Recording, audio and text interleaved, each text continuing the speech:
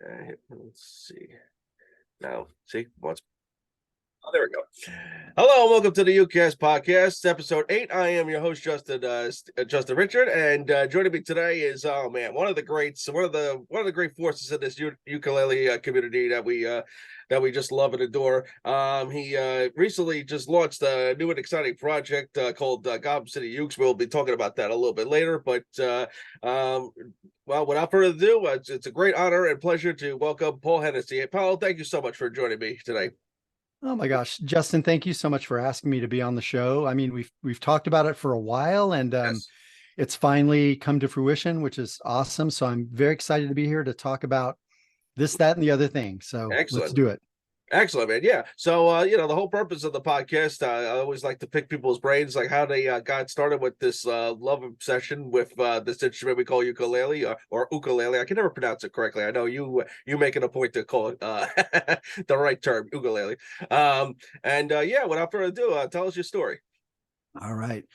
Well, the first part of my story is the pronunciation of ukulele because like it was ukulele forever. And probably the hardest thing I've had to get used to is when I'm writing it to write an instead of a and ukulele, because for the longest time that just looked really weird to me. Right. And ukulele. So anyway, so that was something that I've had to teach myself because I personally, I mean, I feel it's important to pronounce the word, correctly, but I understand some people, it's a word. So Yeah. so that's my part on that. So ukulele, I probably started playing ukulele. I was trying to think back, probably around 2009, 2008, 2009. Um, Before that, I played piano as a small child. I picked up guitar as a sort of a preteen, bass as a teenager. And so I'd always dabbled and played, different instruments, and I majored in French horn. I have a master's degree in French horn. Oh, really? Yeah, so that was like sort of my, I guess I always think of that as the first half of my life was French horn, as junior high, high school, college, grad school, Air Force band, French horn, burnout on French horn. And now I don't even own a French horn because it took up so much of my life and my energy. And I still love it. I still have a place in my heart for it, but I just love music in general. So there's too many other things musically that I want to do than practice that instrument, for, hours a day to kind of keep it up. So yeah, that was that. So let's fast forward to ukulele. How did I get to ukulele? Well, so I started teaching here in New York in 2000, the year 2000. And I played guitar. I brought my guitar into the classroom. I would always use piano and guitar. And I love it. And I still do. And I would say it was about 2008, 2009. One of my colleagues, who actually happened to be the director of athletics at my school, a good friend of mine, played, multi-instrumentalist, played guitar, banjo, and ukulele. She started an after-school program in ukulele. And my daughter, my older daughter, who is now 21, going on 22 very soon, was one of her first students in the after school program. And, this after school program just was flourishing. I mean, the kids loved it. There was always a waiting list for it. And I was always busy doing other things after school. But then my daughter, Chloe, kept talking about this after school program. So I went and sat in one day and I was just like, man, these kids are having a blast. It seems so like age appropriate for them, like what they're doing. They're loving it. They're actually sounding really good. They're playing, they're singing. I like this. And I grabbed an ukulele and I had my friend sort of, playing guitar as you can pick it up, at least the basics pretty easily once you start getting used to the chord shapes and stuff. Mhm. And so, we played together a little bit. Fast forward a little bit, I started assisting her with the class because it was so big. Then we could take like a few more kids if we had two teachers in there. And then she retired and I took over her class. So then it was my baby, which was lovely. And this is second, third, and fourth graders. So we're talking like 8, 9, 10-year-old kids. They just loved it. They were eating it up. Now it's in our curriculum. I decided to move it to like the grades 3 and 4 curriculum in the school. And so we're using it as a tool to teach music literacy to our sort of upper elementary aged kids. So that's the beginning, and it's just kind of, blossomed from there for me personally and in my teaching and my further education in ukulele, which I'm continuing to this day. Mhm. Very cool. Yes, and then sure enough, social media comes along, right? And yeah, that definitely broadened your horizons a little bit. I'm sure. And it Yeah, really, of course, I think more and more people got into it. I guess we'll say during the pandemic, we'll say 2020 around that time.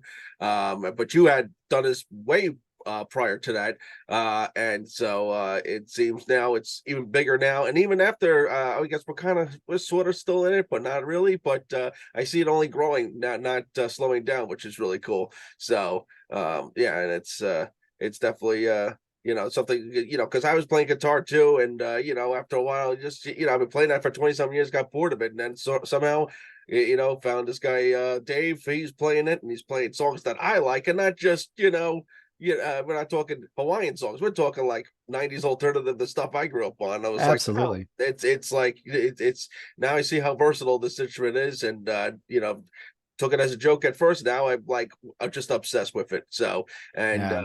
yes, and I guarantee you along with many others had influenced this community to grow even bigger. So I want to thank you Thank for you. that. That's for sure. Yeah. Absolutely. Well, I had the same experience with Dave, actually. It's kind of fun or Yeah. similar, I'll say. Todd was one of my very first followers, and I followed him back, and we connected. And then, of course, Todd and Dave are friends in Yes. real life, not just social media life. So of course I followed Dave and loved watching his stuff and what he brought to it.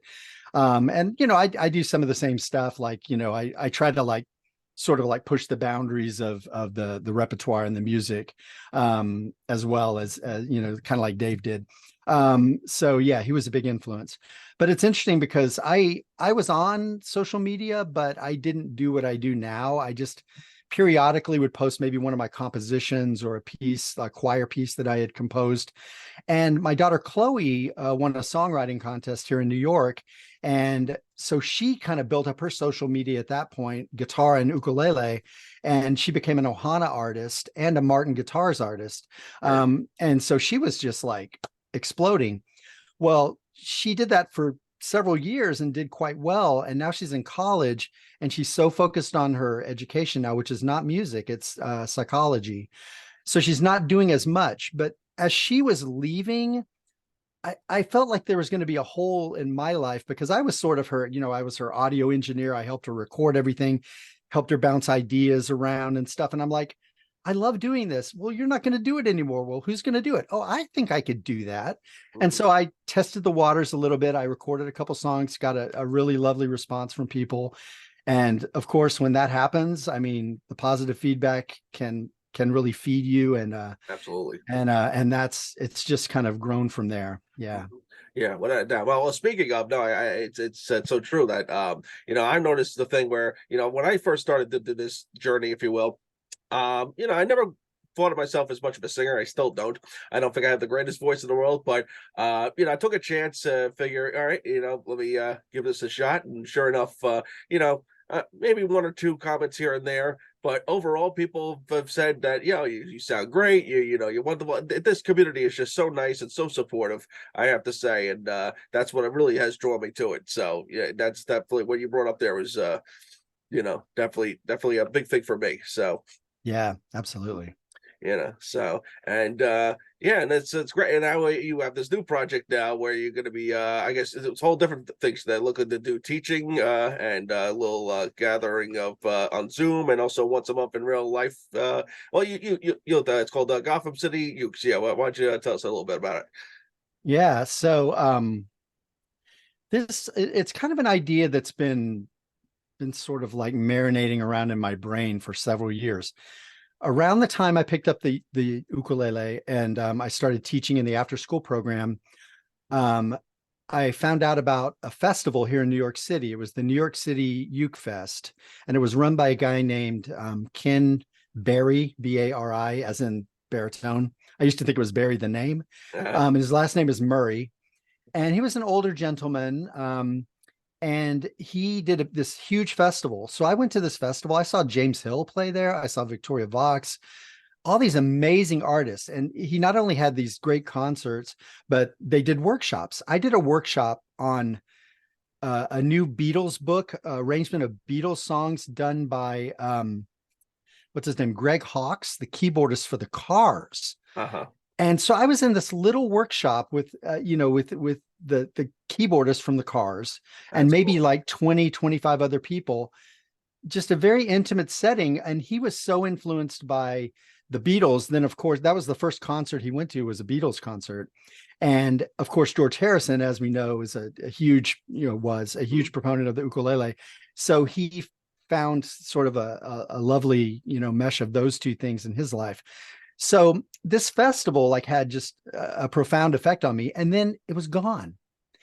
I don't know how many years it happened. I think it had happened a few years prior to me knowing about it, maybe 5, 6, 7 years, just gone. And I found out later that that Ken, the founder of it, it was sort of a choice he had to make. It was either open his brick and mortar uke shop or keep doing the festival. And he really wanted to do a shop.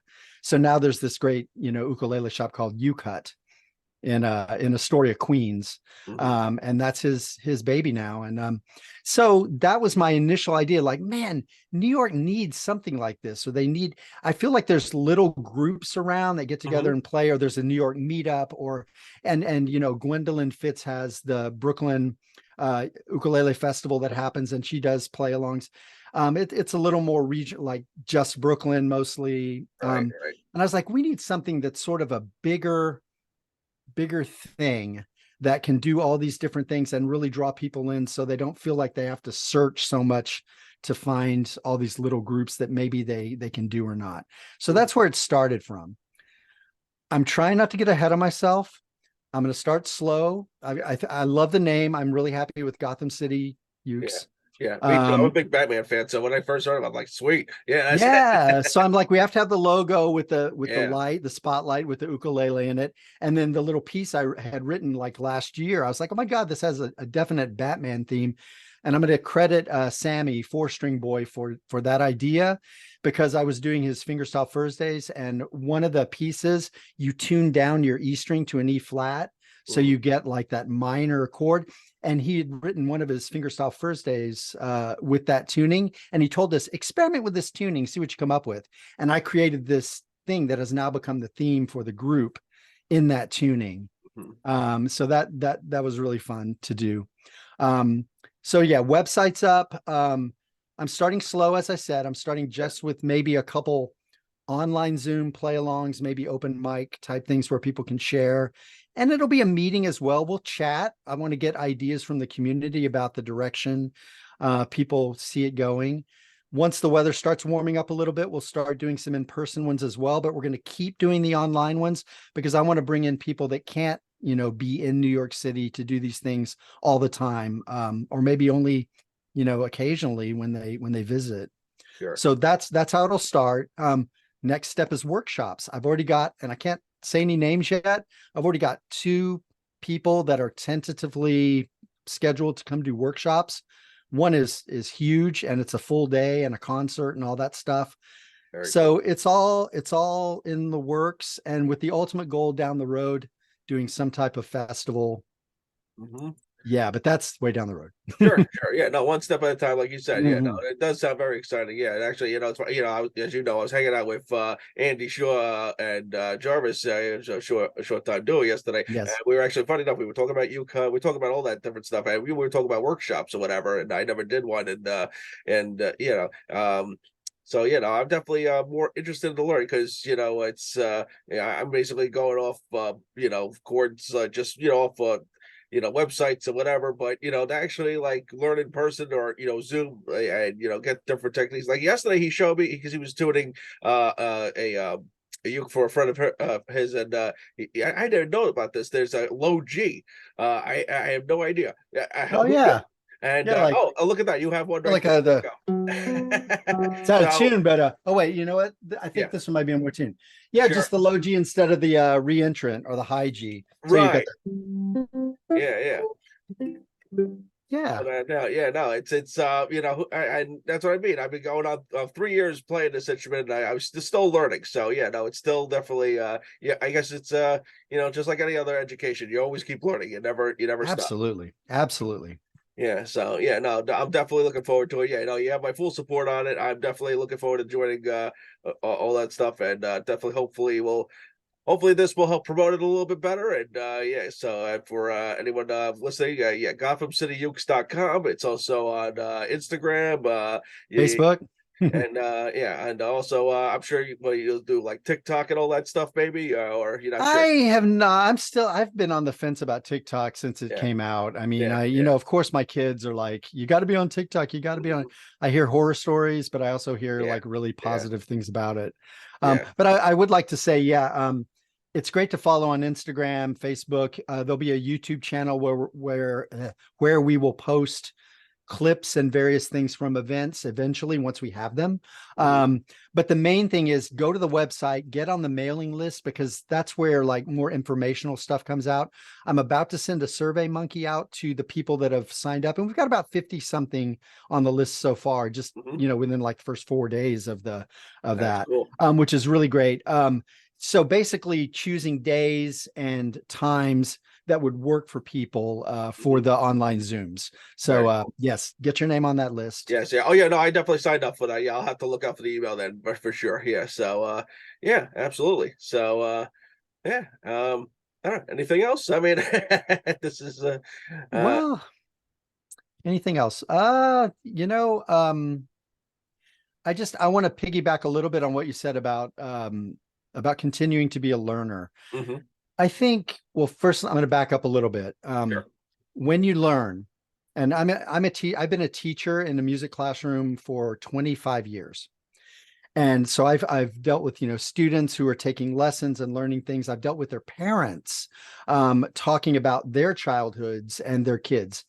And the thing that always comes up is I always hear from parents, they always say, "Oh, I'm not musical, my kid is," or I was terrible at this or whatever. And if I dig a little bit deeper in the conversation, I find out that they had a teacher when they were very young that they did not click with.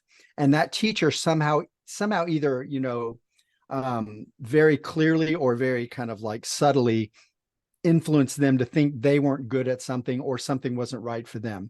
So I always tell students and parents alike that you've got to find the right fit of a teacher or a program or a curriculum or whatever that works for you, that really speaks to you. If it's not working, ditch it, find something else, move around.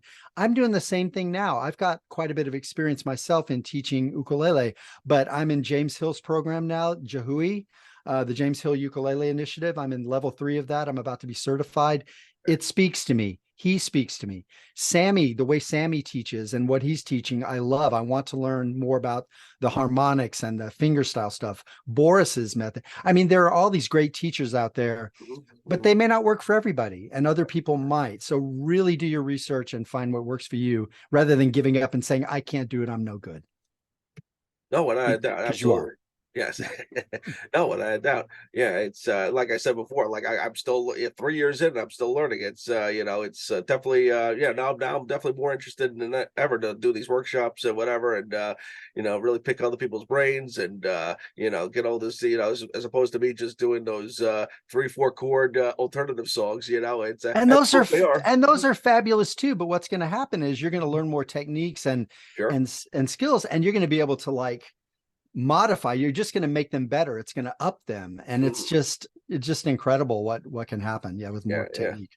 Mm. Well, without a doubt. Yeah, no, I hope you're right, my man. Well, Paul, I really cannot thank you enough for coming on there. And it's seriously, I've been following you for a long time, and I really have been enjoying everything that you've done.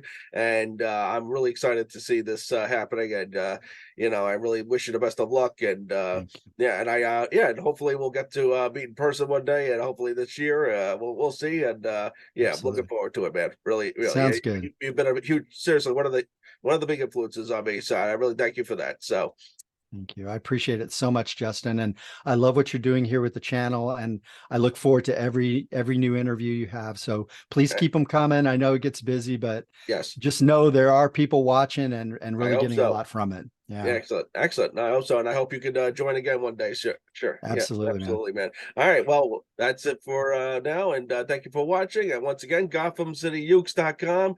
Check them out. Paul Hennessy music, right? At Paul That's Hennessy, right. and also at Gotham underscore. Well, you just go to your page, right, and you'll You got it. That's it. You can Oh, find yeah. it. It's right He'll link there. in the bio, all that stuff. Yes. And All there. definitely I'll be promoting it myself. So Paul, once again, thank you so much. And thank you everyone for watching, and have a good one.